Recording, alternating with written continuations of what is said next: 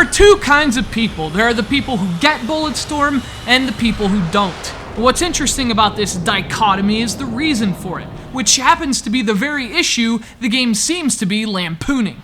As for me, well, consider me a general in the pro-Bulletstorm brigade. This game is as entertaining as it is charmingly self-aware, a refreshing palate cleanser on a menu rife with shooters that take themselves way too seriously.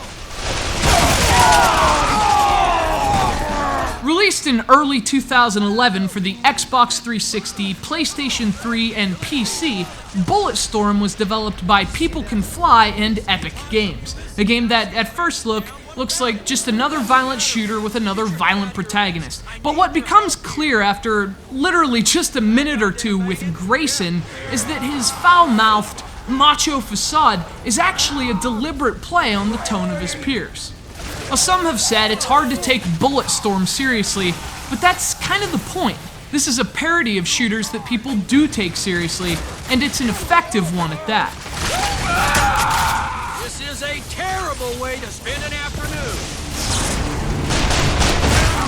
Bulletstorm follows Grayson, that's assassin Grayson Hunt to you, dickweed, on a quest for revenge. A quest that involves monsters, mutants, and even man-eating shrubbery before it's through. Everything about this setup is so blatantly stereotypical of modern shooters, it's hard to imagine anyone focusing on the narrative itself, and that's a good thing. See, what's important in Bulletstorm isn't the story, but the way the characters behave, the things they say, and most importantly, the way they say them. You can call it toilet humor if you want, but at least in Bulletstorm, it's deliberate.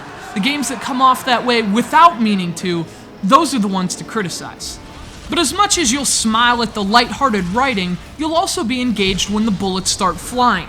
And as the title would suggest, they do exactly that in Bulletstorm. Silly as the game may be, it's also a refined shooter with very satisfying gameplay, not to mention its own addictive hook that rewards you for killing with style. Point totals aren't based on which enemies you kill, but how you kill them. There's a huge list of kill techniques in Bulletstorm, each with its own name and points value. Kicking an enemy into the air and then filling him with bullets before he ever touches the ground is a good example. The bullet kick, as it's called. With those points, you can buy upgrades and ammunition. It's really in your best interest to experiment with your kills and be as creative as possible, and this works for two reasons. First, it's implemented into the game very well, as if the game were designed around the idea and it wasn't just tacked on. And secondly, the game makes it easy to be creative thanks to its great controls and combo system. You can kick your enemies into the air, you can slide into them, you can even toss them around with a whip, not unlike the grapple hook in Metroid Prime, in fact. It feels great, and it's actually really tight to control. The game's not hard on the eyes either. Bulletstorm takes you to these massive alien worlds, each with unique terrain and intricate landscapes.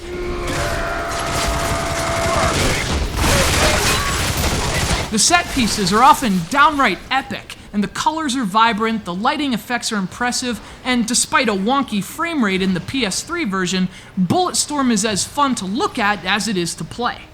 Unfortunately, this alien blasting euphoria doesn't last long. This is a very short game, lasting no more than 5 or 6 hours at best, and in what was a deliberate design choice, a lone cooperative mode is the game's only multiplayer option. But despite its flaws, the game still shines. It's an over-the-top parody that also happens to be a great game itself. And if you like big guns, big monsters, and big explosions, there's no reason not to like Bulletstorm.